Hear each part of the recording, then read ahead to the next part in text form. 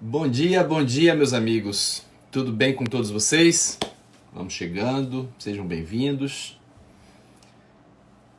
Estamos aqui na expectativa de uma maravilhosa live com o querido professor Edivaldo Pereira Brito, mestre dos mestres, professor Edivaldo Brito. Sejam muito bem-vindos. Vão chegando. Daqui a pouco o mestre está entrando para trocar algumas ideias, apresentar algumas reflexões com todos nós. Vamos lá, gente. Será uma honra imensa, né? Neste dia maravilhoso, na sexta-feira. Sejam muito bem-vindos, pessoal. Vamos entrando. Deem só um feedback, o som tá direitinho, vocês estão ouvindo bem a gente? Podem comentar. Joia, obrigado, Darlan. Fico muito feliz.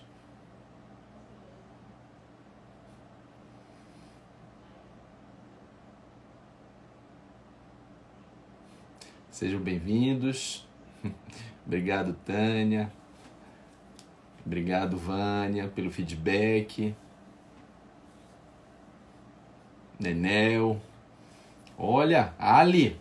Seja bem-vindo, Ali. Gabriel. Sejam muito bem-vindos, pessoal. Sejam muito bem-vindos mesmo. Daqui a pouco o nosso querido mestre está entrando. Olha, professor Edivaldo Brito já está entrando. Isso, mestre. Vou fazer o convite. O senhor faz o pedido aí. O senhor que sabe. Quando aparecer aqui solicitar convite, o senhor pode solicitar que eu recebo aqui. Meu querido amigo Salomão Viana, professor de todos nós, maior referência do processo civil. Seja muito bem-vindo, meu querido.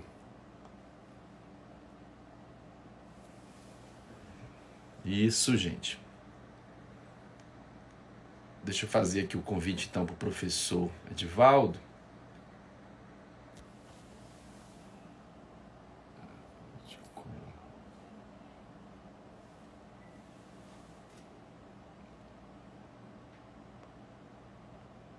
Vamos lá. Deu convite, professor. Chegando aí, o senhor dá uma clicada, tá? Isso! Meu querido mestre! Já estamos juntos, não é? Estamos juntos. É verdade. Professor, que satisfação, né? Que satisfação estar aqui, dividindo esse espaço com o senhor, né? E trazendo, né, sua imensa, mais imensa mesmo, experiência na docência, na vida, como um grande profissional, como um grande ser humano, trazendo aqui, portanto, tudo isso, né, para os nossos ouvintes, né? Os nossos ouvintes estão chegando aos pouquinhos, isso é normal, né? Nós temos aqui já o professor Salomão Viana, que é a referência do processo civil para todos nós, né, no Brasil. Nós temos a professora constitucionalista Andréa Boxa, diversos outros professores estão chegando, além de amigos, amados amigos, né, pessoas que têm um grande carinho, uma grande admiração pelo senhor, né? E eu acho que essa pandemia está nos reinventando, né, professor? acho que a live está nos permitindo uma aproximação que não existia antes. Não existia antes, porque quando a gente estava todo mundo normal, a gente só se encontrava nos corredores da faculdade ou nos corredores, né, do ambiente do trabalho, ou rarissimamente em ocasiões sociais. Só que agora, com as ferramentas tecnológicas que a gente começou a utilizar, né, o distanciamento social físico provocou a aproximação tecnológica, né, e o calor humano, né? Eu não sei se o senhor sente, mas eu sinto a vibração, né? Eu estou aqui vibrando pelo senhor tá aqui na tela do meu celular, vibrando mesmo que a distância, mas há esse calor, há essa sinergia muito forte, né? Professor, eu sei que é desnecessário fazer algumas introduções sobre a sua biografia, porque a sua biografia todos nós sabemos, né?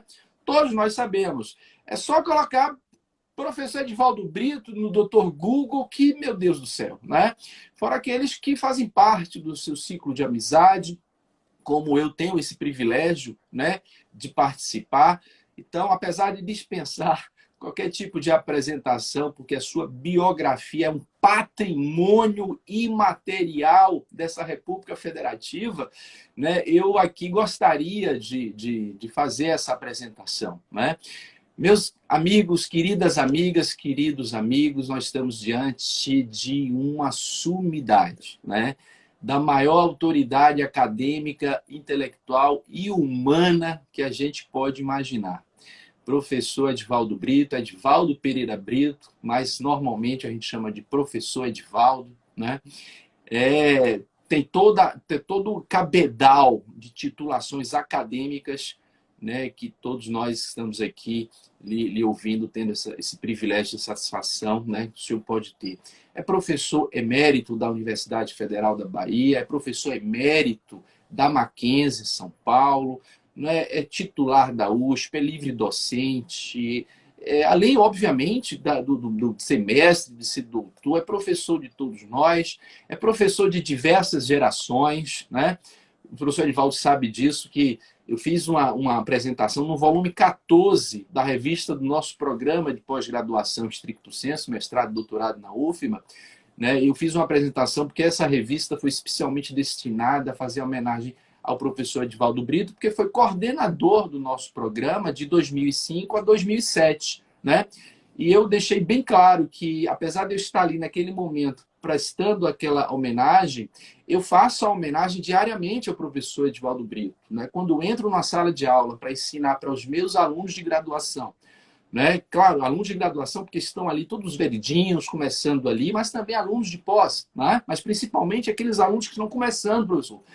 E quando eu estou ali, eu estou diariamente prestando homenagem ao senhor, porque todas as lições que eu transmito para os meus alunos são lições que eu busquei na fonte, na matriz chamada professor Edivaldo Brito. Então, o senhor não sabe a alegria que eu tenho, que todos aqueles que estão nos ouvindo estão sentindo, né, de estar aqui com o senhor, né, buscando que o senhor é, de ensinar, né, a alegria que a gente tem, o senhor que tem 82 anos, próximo de fazer 83 anos, com essa energia que eu fico imaginando.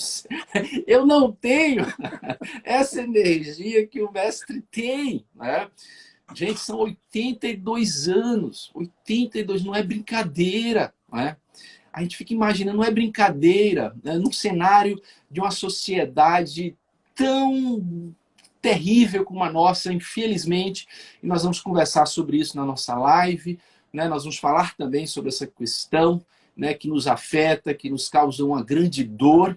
O senhor é um vitorioso, né? A sua vitória inspira todos nós, seus eternos alunos. Eu costumo dizer que o senhor é meu pai acadêmico, é meu pai intelectual, porque me conheceu bem jovem, aos 17 anos de idade, na Faculdade de Direito da Universidade Federal da Bahia, e desde lá até hoje o senhor sempre participou da minha formação acadêmica, e eu devo muito ao senhor em razão disso. Mas, professor, seja muito bem-vindo, tá?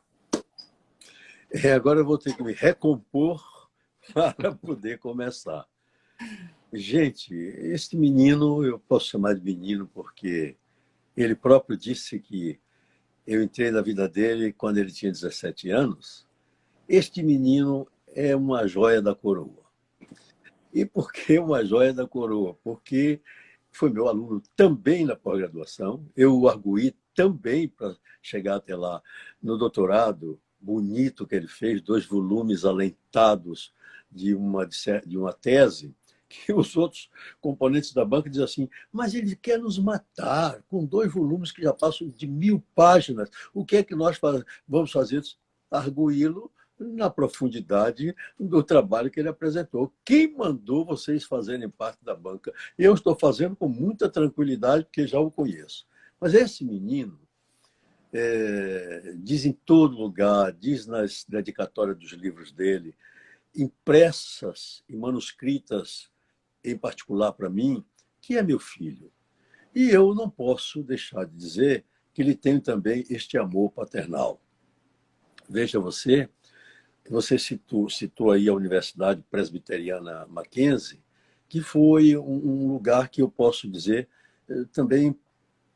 A palavra que veio à cabeça não era boa para eu dizer, mas ela veio. Eu pontifiquei, afinal, porque me deram esse título de professor emérito.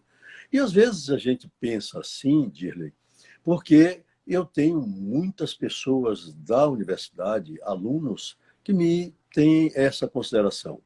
Você conhece, por exemplo, o meu assessor, meu secretário Guilherme Santos, que me acompanha há 13 anos seguidos, depois que foi meu aluno lá na faculdade Mackenzie. Então, São Paulo me deu também esse alento que eu estou, portanto, tendo para ter essa energia que você se referiu.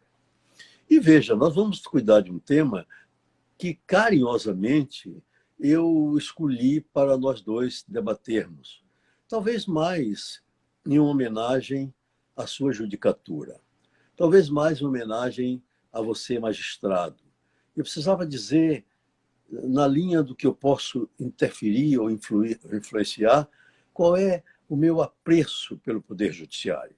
Deveria até dizer que se não fosse o Poder Judiciário, eu não estaria, portanto, aqui e tendo esse vigor, porque meu pai, por exemplo, queria que eu fosse engenheiro civil e eu realmente estou bem na profissão que escolhi. Pois então, nós escolhemos um tema que é o poder, que o Supremo Tribunal Federal é um poder político. E sendo um poder político, se ele é um poder corretor, como ele o é em alguns sistemas jurídicos do mundo. Ou se ele é apenas um órgão do Poder Judiciário. Eu fui convidado uma vez pelo 11 de agosto, que é o DA da USP, né? Os meninos lá me convidaram para responder a esta pergunta que está aqui. E, naquele tempo, a Universidade Mackenzie me dava régua e compasso, eu tinha centenas de alunos num só semestre, e esses alunos eram os divulgadores das minhas aulas, boas ou ruins, eu não sei, mas eram tão divulgadores que eu era sempre chamado. Por exemplo, aí estava eu na USP a conversar com os alunos do 11 de agosto, então nós sabemos que é um centro acadêmico politicamente ativo, para responder essa pergunta. Para responder essa pergunta, em primeiro lugar, eu falarei rapidinho das cortes constitucionais.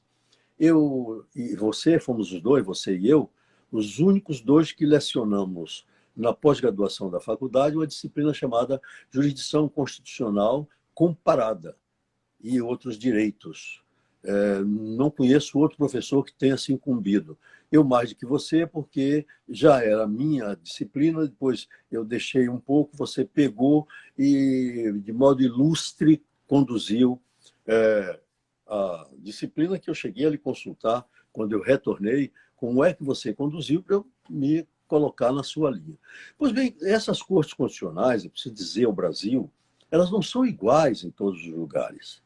Os conflitos não são também exclusivos do Brasil. Não é? A bibliografia que meus alunos recebem vários livros sobre esse conflito especificamente. É que nós teríamos que analisar modelos de cortes constitucionais. A Corte norte-americana é um modelo, diria assim, quase que exclusivo, como tudo, aliás, a Federação norte-americana é exclusiva, o presidencialismo norte-americano é exclusivo, porque muitas dessas instituições nasceram lá. E a Suprema Corte norte-americana tem uma importância enorme, não é? Porque a construção do controle de constitucionalidade ela fez. E fez a partir da posição, diria eu, pretoriana, a coragem de Marshall para poder, naquele primeiro julgamento, ele fazer o controle de constitucionalidade, que ninguém pode deixar de ler aquela beleza de voto. Chega a parecer uma poesia, não é? ele tinha, você se lembra, temores quando ele começou aquele voto. Ele tinha temores do presidente, porque ele achava que poderia a corte ter um mau desempenho perante o presidente. Ora, a corte brasileira copiou a corte norte-americana. A corte argentina copiou a corte norte-americana. E pronto. Poderíamos dizer que o controle de constitucionalidade tem só uma única diferença, é que lá, enquanto foi uma origem pretoriana nas mãos ilustres de Marshall, aqui foi por norma, portanto, veio por força do legislativo. É a única diferença que eu posso encontrar. E nós, daí, podemos partir para a Europa. E as cortes europeias? Bom, Áustria, 1920, Kelsen, imaginando aquelas coisas maravilhosas, imaginando a figura do legislador negativo, que pouca gente sabe interpretar aquela mensagem de Kelsen. Kelsen quis dizer que a Corte Constitucional é também um legislador, só que ela não é uma legisladora positiva porque ela não faz a norma. Aquela que é a norma genérica que sai da fonte legislativa. Mas ela pode, diz Kelsen, retirar do mundo jurídico uma norma. Ela pode fazer, portanto, mais do que quem elabora a norma, porque ela retira a eficácia, a efetividade da norma, e, portanto, foi assim que foi criada a Corte da Áustria. Precisa lembrar todo mundo que as outras cortes europeias vieram depois da Segunda Guerra Mundial. Não tem nenhuma dessas cortes que nós encontremos como a brasileira lá de 100 e poucos anos a essa altura. Não há ninguém que possa encontrar uma corte igual à brasileira com essa conformação de poder corretivo, de poder corretor que tem a corte brasileira.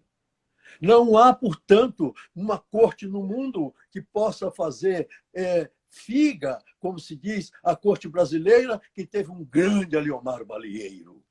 Não há uma corte no mundo que possa fazer figa à corte brasileira, que teve um postulante como Rui Barbosa. Então, gente do céu, batamos palmas para a nossa corte.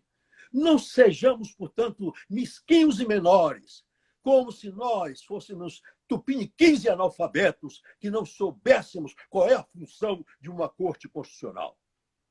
Se os homens que estão lá, por isso ou por aquilo, podem ter este defeito, eles também têm virtudes. Não nos esqueçamos que somos humanos. E como dizia Tibúrcio, somos humanos e não afastamos de nós nada que é humano. Ora, a corte do Brasil, portanto, está nesta linha que eu disse norte-americana, mas podia ficar, Dirley, na linha da Corte, do Tribunal Constitucional alemão. Podia, por que não? O Tribunal Constitucional alemão tem, como você sabe, competência para tirar até a própria Constituição da aplicabilidade, ao dizer que aquela norma da Constituição já está, aspas, derrogadas pelo costume, pelo que o povo precisa, etc. Mas ele é quem diz isto. E a primeira-ministra e quem quer que seja o presidente da República Alemã respeita.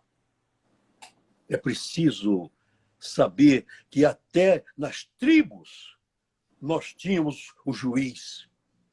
É preciso saber que nas tribos nós tínhamos aquele que não era parte nas desavenças entre os membros da tribo e ele dizia qual era o caminho a seguir.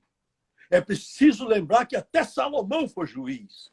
Não este Salomão Viana, que é um protótipo maravilhoso de juiz, este Salomão Viana que eu, toda vez que posso, homenageio, encho o peito para dizer desse processualista que ele é mais do que um processualista. Ele é um homem que faz o direito no caso concreto, sem nenhum defeito.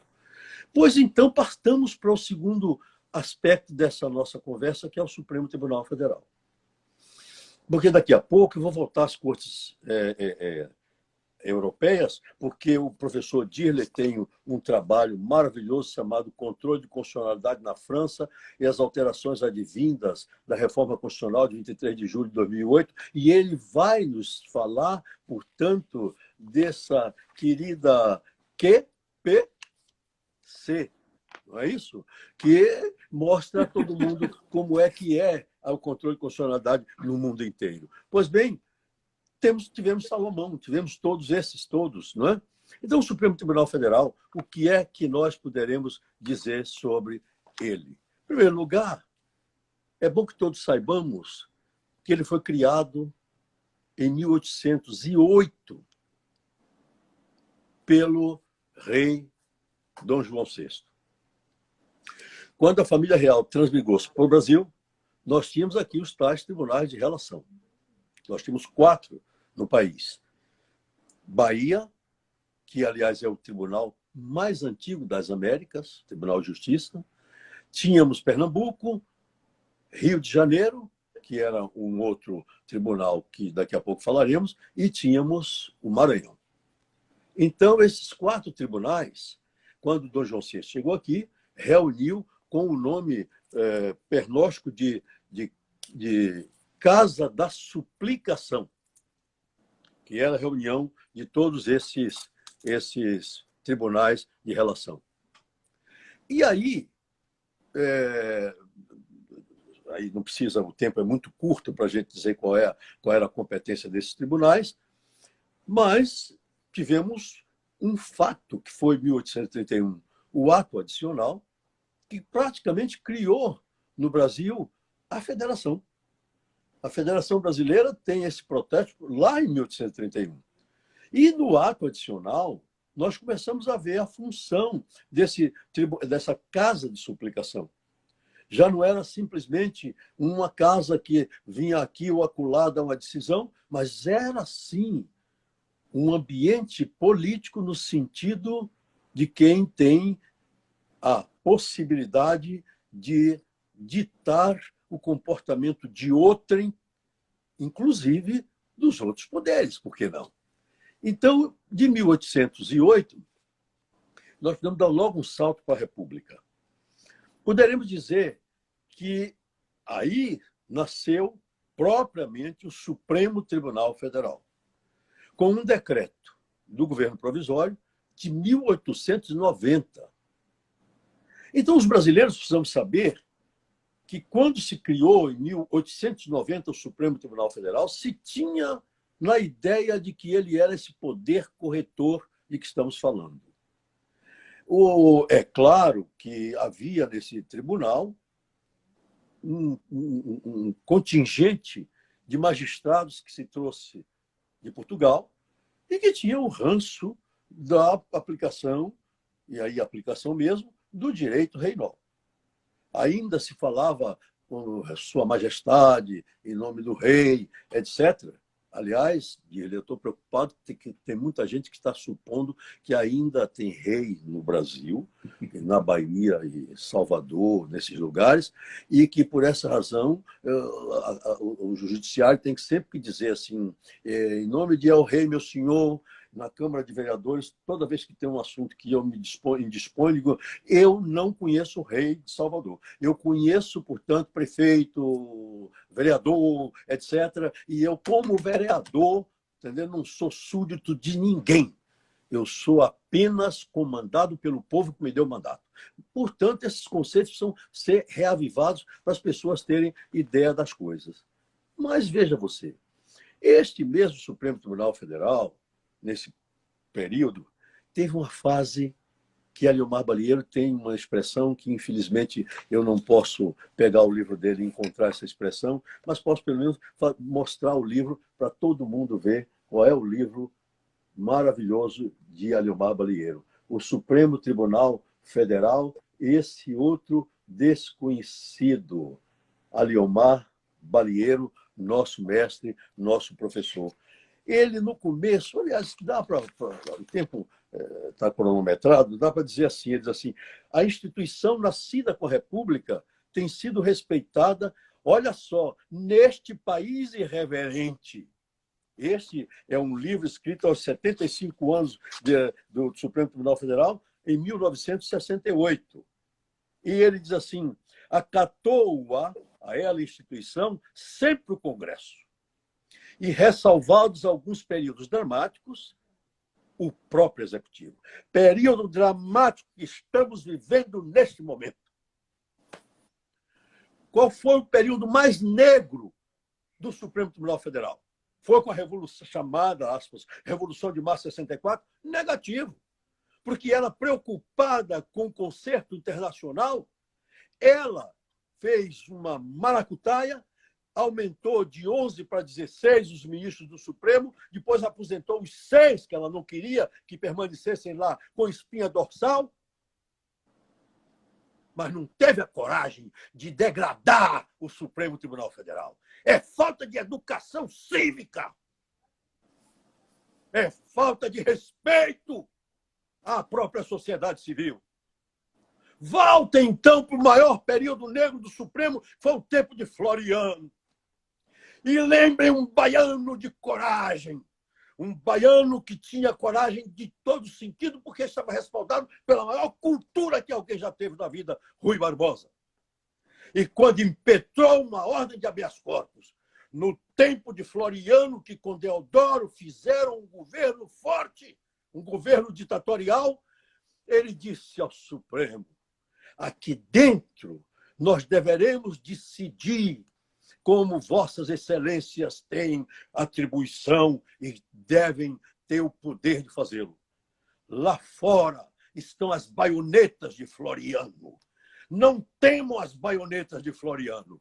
Aos 82 anos de idade, meu filho Dirley, eu não temo as baionetas dos florianos desse instante. Eu não temo as baionetas dos florianos que estão de plantão. Porque eu acredito, sim, na minha Constituição, senão não lecionava tanto tempo e não tinha um fruto maravilhoso das minhas lições, que é você. Talvez, nesse instante, o maior constitucionalista do meu estado, Dirley da Cunha Júnior. Então, se nós estamos buscando alguns senões no Supremo para nós corrigirmos, eu tenho um exemplo dado por um grande amigo meu, que foi ministro do Supremo Tribunal Federal, e eu vou mostrar o livro também aqui. Está aqui, Temas de Direito Público, do ex-ministro Carlos Veloso. Neste livro, o ministro traz umas propostas de alteração, sugestões de alteração da competência do Supremo Tribunal Federal.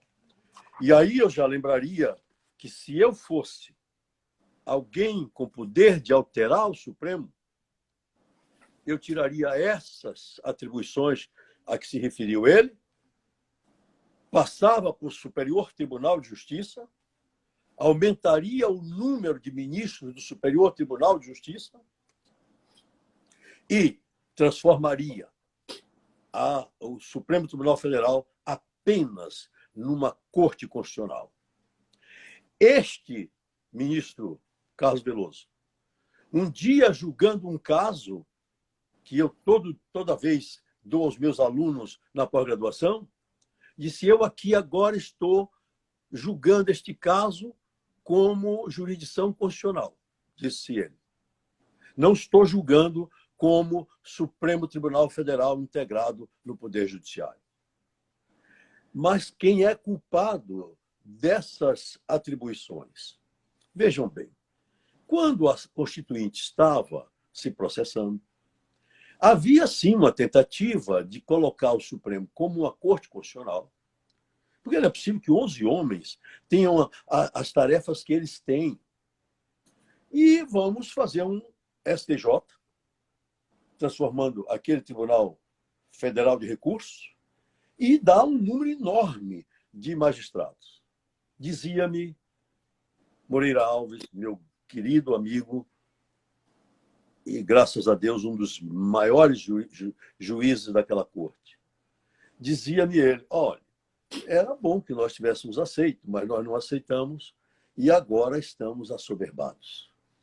E você se lembra, quando nós tínhamos aqui um congresso que eu fazia, o simpósio de Direito Constitucional Tributário, ele foi sempre o patrono das 10 edições. E um dia, terminada o julgamento de Collor, Fernando Collor, o dia seguinte ele estava aqui, e ele disse: meu caro, sabe que eu não dormi, não é? Eu disse: por quê? Disse: porque nós ficamos até não sei que hora naquele julgamento. Só o voto dele teve 800 e poucas páginas, o voto de Moreira Alves. E eles liberaram o Collor. E aí me dizia ele no carro: meu caro, eu estou preocupado. O Supremo vai sofrer um revés, porque ninguém vai se conformar que nós tivéssemos feito esta liberação do Collor. É que lá era um julgamento político, aqui era um julgamento jurídico.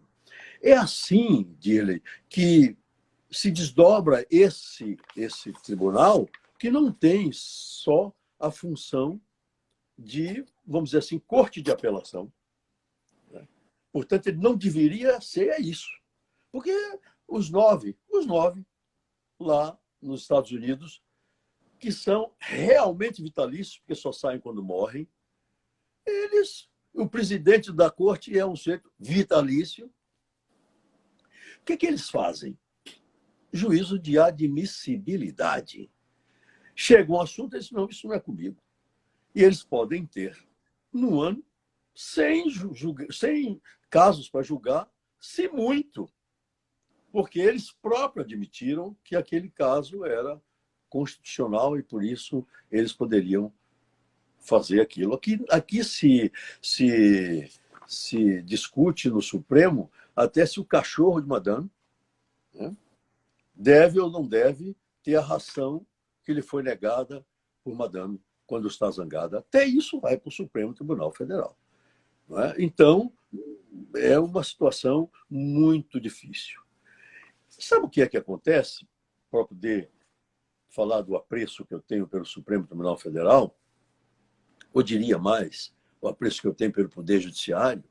Você acabou de ver que eu fiz uma homenagem ao nosso queridíssimo professor Salomão Viana, seu colega de magistratura.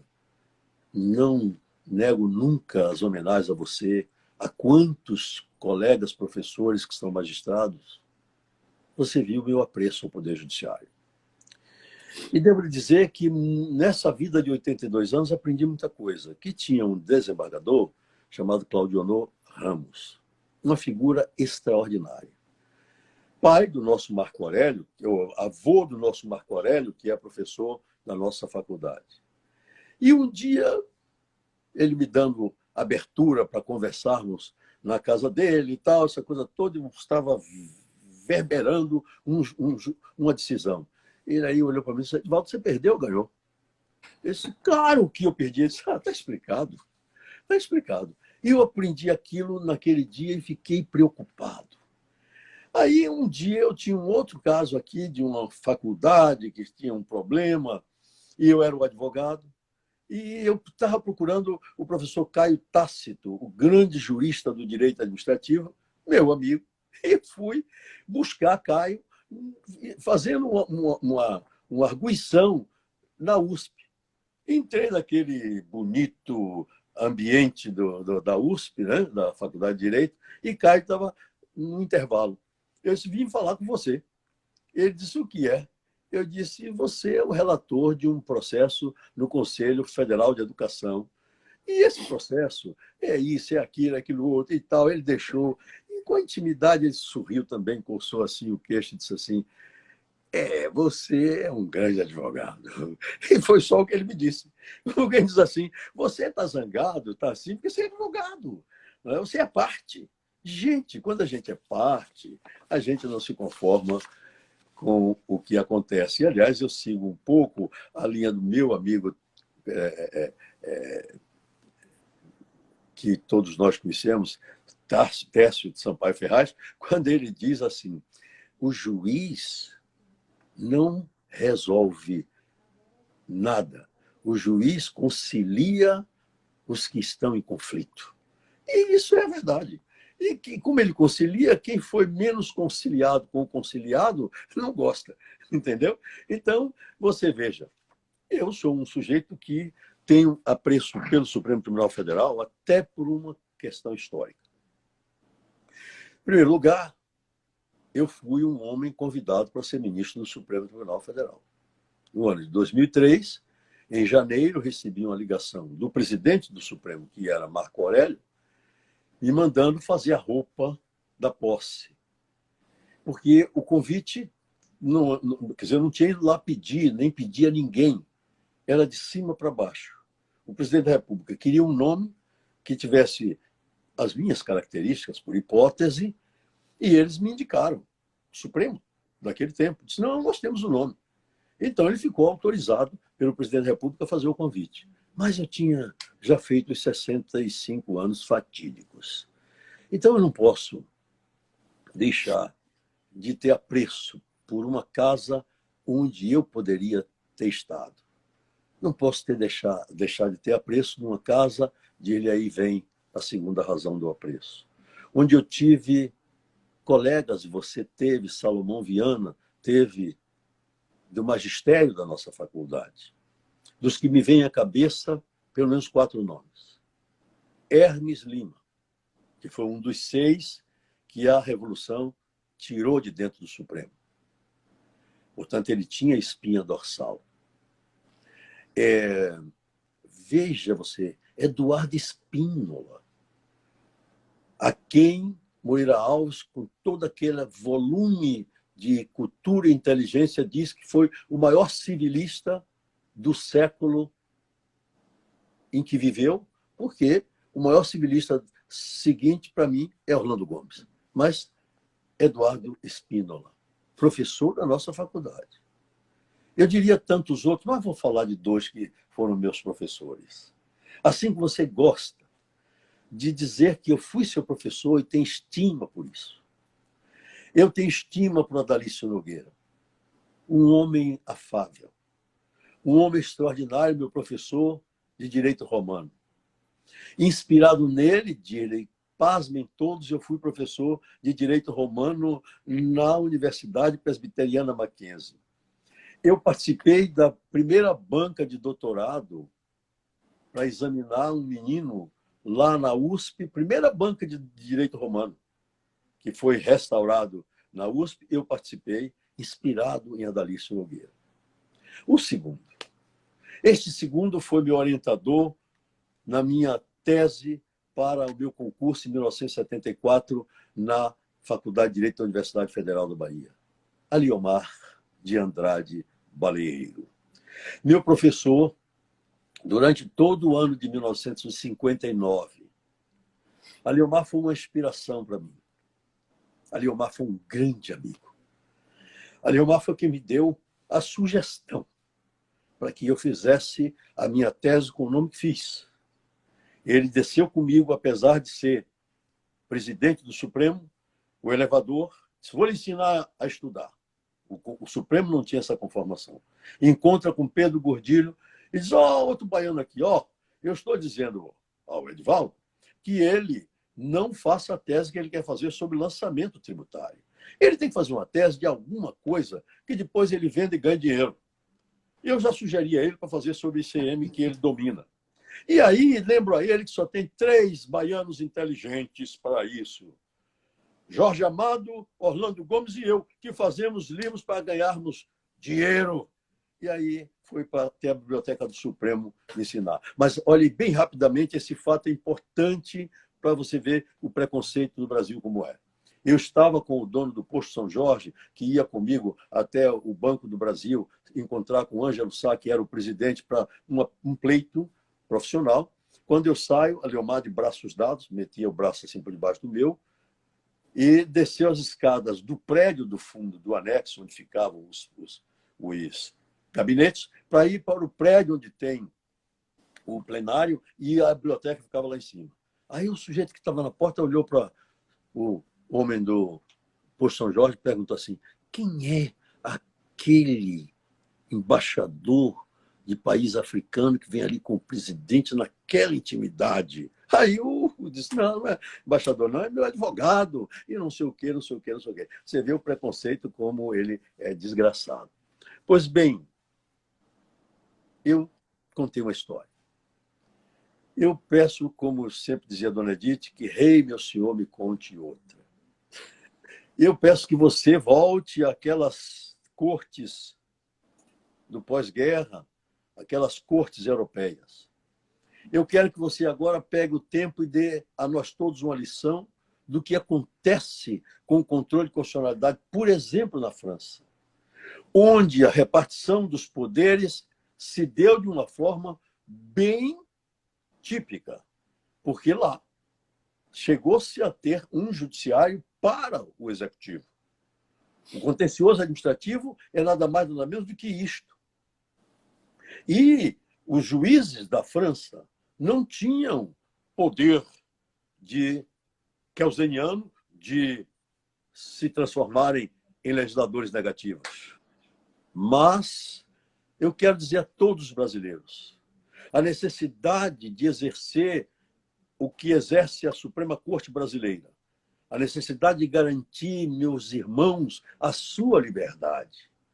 Porque a gente só pensa na Suprema Corte quando ela vai entrar para tirar a caneta da mão do rei. Aí nós estamos do lado do rei, ficamos contra a Suprema Corte. Mas não deveremos ficar contra a Suprema Corte. Foi ela quem resolveu o problema da sucessão na homoafetividade, que tem tanta gente que bate palmas para essa circunstância, que pede respeito a essa circunstância, mas não sabe que foi pela pena do Supremo Tribunal Federal que se assegurou a tudo isso. Eu levaria outros tantos casos aqui, mas bastará para encerrar lembrar que foi ela quem acabou com o nepotismo no Brasil. E foi ela quem deu efetividade, portanto, ao princípio republicano. Se não fosse assim, os filhos do rei estariam mandando mais do que mandam, porque estariam mandando formalmente, sem que tivesse quem tivesse impedido. Você sabe por que o nepotismo é ruim, meu caro conterrâneo? Porque você que é filho de pobre, você que não tem pé, portanto, a árvore genealógica, você não tem vez nessa sociedade. É o Supremo Tribunal Federal a nossa garantia. Os defeitos dos 11 homens que estão lá são os mesmos que você tem. Repita comigo, portanto, aquilo que eu disse de Tibúrcio. Eu sou humano e não afasto de mim nada que é humano. Viva o Supremo Tribunal Federal do meu país, enquanto ele puder ter coragem de garantir as liberdades públicas e de garantir o princípio republicano e federativo, porque a última decisão em que ele entendeu que a federação era realmente uma verdade e não uma mera técnica de divisão do poder político, dando aos municípios e aos estados a possibilidade, dentro das suas peculiaridades, de decidirem como agir nessa pandemia, merece os aplausos. E eu passo a batuta para o meu professor, meu mestre, também meu filho, Dirley da Cunha Júnior, sobretudo pela reforma constitucional da França, para demonstrar que todo mundo busca uma Corte Suprema para garantir as liberdades públicas. Meu querido professor, agora sou eu que vou tentar me recompor, né? Respirando aqui, porque não é só uma honra ouvi-lo, né? Eu acho que é uma alegria, sim, uma felicidade gigante. Eu queria apenas esclarecer, talvez não seja nenhum esclarecimento, é mais um complemento, né? O senhor citou nomes de juristas baianos memoráveis, né? Memoráveis, são os clássicos. Mas só para que o nosso ouvinte saiba que todos eles foram ministros da nossa Suprema Corte. Todos foram ministros. O Hermes Lima, baiano de Livramento, né? foi ministro da Suprema Corte no período de 1963 a 1969. Como o senhor mesmo falou, saiu por conta do ato institucional do AI-5, que ainda tem seres humanos, né? Infelizmente, é até uma contradição, professor, ainda tem seres humanos hoje que defendem ainda o ato institucional número 5, né, de 13 de dezembro de 1968, o mais perverso e brutal, né, ato normativo de um governo de ditadura. O Adalício Nogueira, baiano de Iambupe, né, grande jurista, ministro do Supremo Tribunal Federal entre 65 e 72. Né? E é muito bom a gente saber disso. Nós baianos, já tivemos grandes representantes na nossa Suprema Corte. O Aleomar Balieira, então, de 65 a 75, 10 anos como ministro da Suprema Corte, baiano de Salvador, soteropolitano, não é? Que deixou referências, um legado extraordinário, como o senhor mesmo mencionou num depoimento histórico. E nós tivemos, talvez, o último baiano no Supremo Tribunal Federal foi o Ilmar Galvão. Não é? De Amargosa. Exato, exatamente. Baiano, mas ele saiu um pouco jovem daqui, estudou inclusive direito lá na Universidade Fluminense, no Rio de Janeiro, mas nunca negou a origem, nunca negou a sua raiz, a sua baianidade. E foi o último ministro que nós tivemos, né? E o Ilmar Galvão, ele saiu do Supremo exatamente, professor, olha que coincidência, no ano que o senhor foi convidado, né? Ou seja, 2003, que foi, inclusive, o ano da defesa da minha tese de doutorado, que o senhor estava na banca. Né? Ontem eu estava aqui em casa, hoje é 26 de junho, né, professor? Ontem eu estava aqui em casa e abri um vinho. Né? Eu não costumo beber dia de quinta-feira. A pessoa aqui em casa, você abriu um vinho, depois eu abri uma cerveja. O que foi? Porque hoje eu estou comemorando, ontem, né, 25 de junho, 17 anos da minha defesa de doutorado, que o senhor estava lá. 25 de junho de 2003, Pontifícia Universidade Católica de São Paulo. O senhor estava lá, né? Como meu examinador, mas ao mesmo tempo como meu grande incentivador, mais do que examinador, um grande incentivador que o senhor sempre foi para mim e todos aqueles, né, que se formaram sob a égide da sua cultura, da sua vibração, e mais do que isso, professor, da sua humanidade. Porque nós aprendemos com o senhor o seguinte: o senhor viveu momentos muito difíceis e superou todos esses momentos, superou todos esses obstáculos. Né? Nós ainda vivemos, infelizmente, apesar do Gilberto Freire lá atrás ter defendido a tese, né, da democracia racial, mas infelizmente essa tese, foi lamentavelmente cedeu, ruiu por conta do surgimento dessa cultura estrutural do racismo que ainda existe aqui no Brasil. E o senhor passou por tudo isso, o senhor passou por tudo isso. Fica imaginando, meu Deus, eu particularmente não tive essa dificuldade, né, que o senhor teve, né? E o senhor conseguiu, mas eu não tive essa dificuldade porque a nossa sociedade, com esse racismo estrutural, ela tem um alvo. A nossa sociedade, com esse racismo estrutural, tem um alvo. E o alvo é exatamente a comunidade negra. E o senhor foi o primeiro prefeito negro, né, da cidade mais negra das Américas. E o único. Brasil. E o único. Né? E o único. Seria o primeiro ministro negro do Supremo Tribunal Federal em 2003. E eu me recordo muito bem, quando o senhor conversou comigo, a felicidade que eu fiquei, a vibração, mas ao mesmo tempo a decepção por causa do limite máximo da idade, que eu acho um horror. Porque se a aposentadoria compulsória, que era os 70, aumentou para 75, por que o limite máximo continua como 65? É incoerente isso. Absolutamente incoerente, porque isso fecha as portas para culturas, né, para bagagens culturais de experiência como a do senhor. Não tenha dúvida disso. Eu queria trazer aqui, porque nem todos sabem, esse livro aqui, que eu sou, junto com o professor Fábio Periandro, um dos organizadores, em homenagem aos 80 anos do mestre, professor Edivaldo Brito. Os 80 anos. Só que o professor já está com 82 anos, porque a Ainda, editora demora, né, ainda, professor? ainda não foi lançado, se lembre disso, né? Não foi E, lançado. e ontem fez exatamente 100 dias que você me levou o exemplar no escritório. Depois daquela tarde que você esteve lá, 17 de março de 2020, nunca mais eu fui ao escritório. Estou guardando aqui reserva. Ontem, os cuidados da minha nora, Leila, e de meu filho, Tony Brito, foram os cuidados me levar para fazer o teste da Covid-19.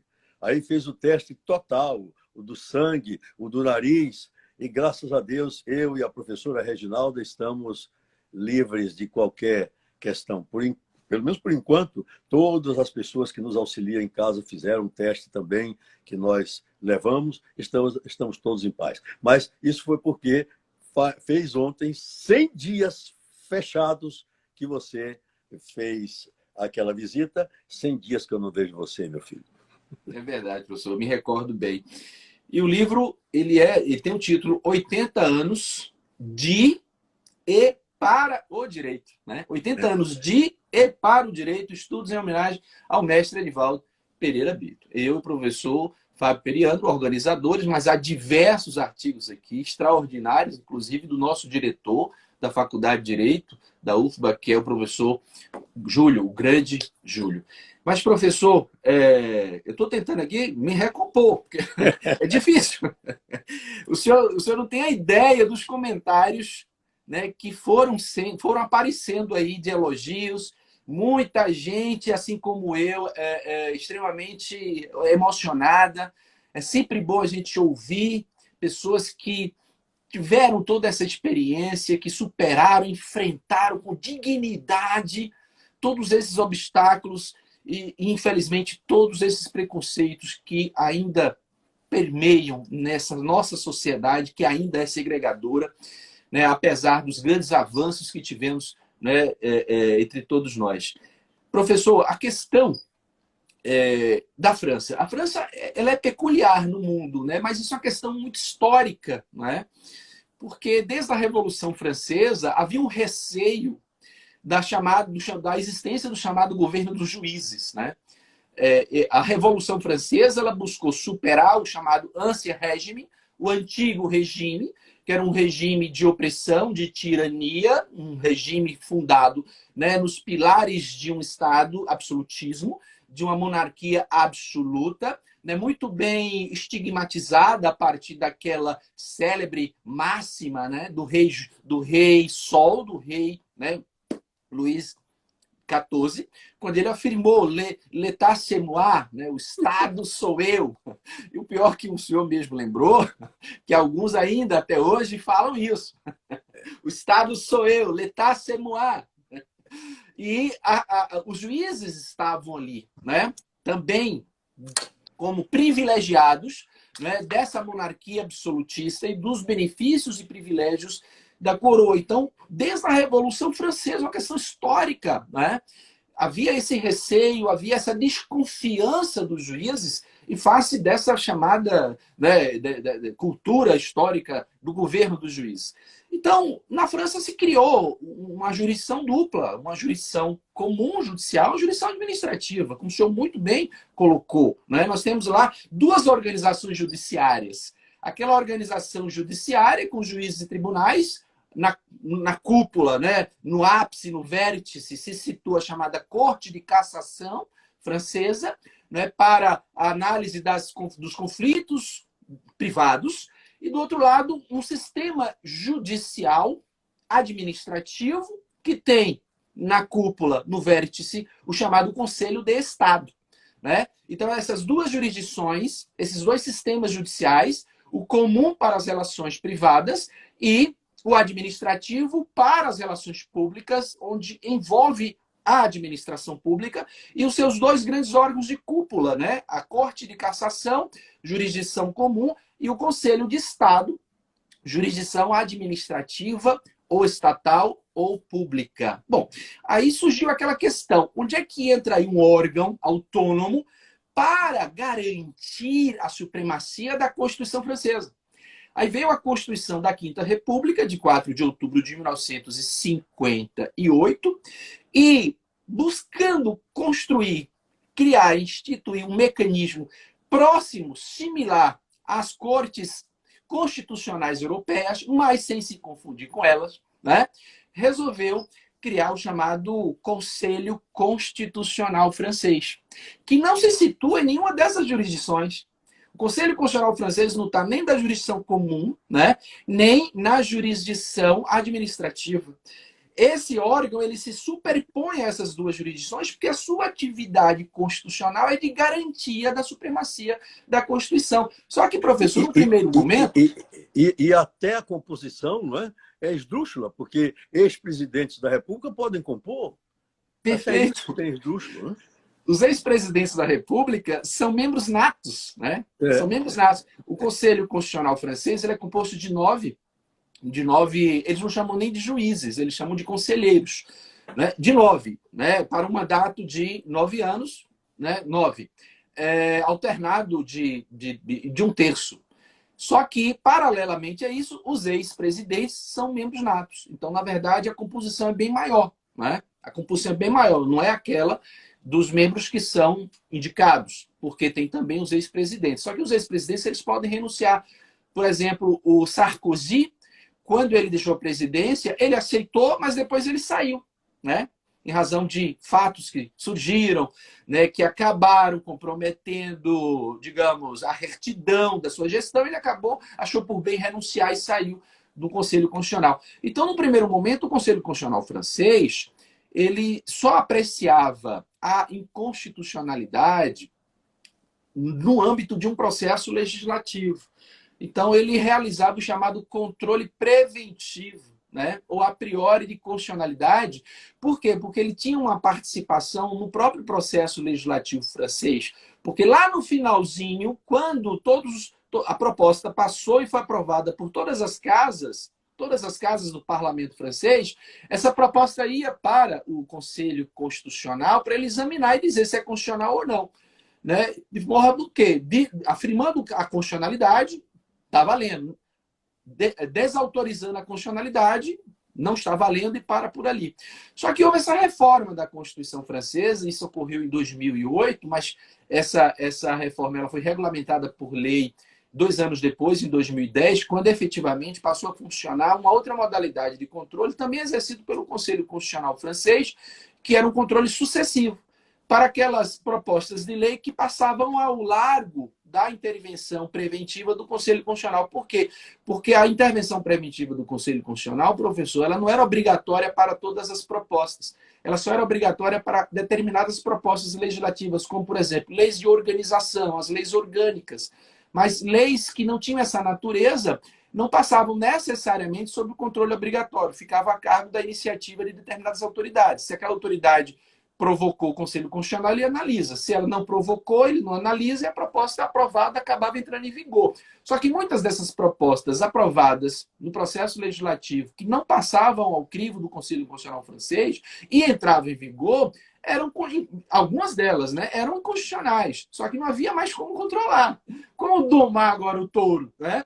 Então foi necessária essa reforma para criar essa possibilidade de, diante dessas propostas que foram aprovadas no processo legislativo no parlamento francês, mas que não passaram ao crivo da análise preventiva do Conselho Constitucional francês, essas propostas, quando inconstitucionais, poderiam ser questionadas de forma incidental, e aí se criou a chamada QPC, Questão Prioritária de Constitucionalidade, que tem natureza prejudicial ou incidental. Por que prioritária? Tem que examinar primeiro. Só que essa questão prioritária, com a arguição da inconstitucionalidade, ela poderia ser apresentada nesses dois sistemas judiciais, o judicial comum e o administrativo. Mas esses dois sistemas não poderiam apreciar para dizer se aquela proposta já tornada lei era constitucional ou inconstitucional. Eles remetiam para o Conselho Constitucional francês dar a sua decisão. Então é basicamente isso, em síntese, como funciona, né? E com essa reforma se aproximou a Corte Constitucional Francesa, né? O Conselho Constitucional Francês, na verdade, a estrutura das Cortes Constitucionais Europeias. Professor, Pois eu é. acho que a gente só tem alguns segundinhos e vou passar a palavra para o senhor Mas esse se segundinho despedir. é só para dizer a você que Pois não. eu espero que todos, portanto, me sigam, como seguem a você no meu YouTuber, que aos 82 anos fiz um, eu sou agora YouTuber, e no meu Instagram, todos dois, professor Edivaldo Brito. E veja, você homenageou Antônio Ali no começo, porque ele está participando,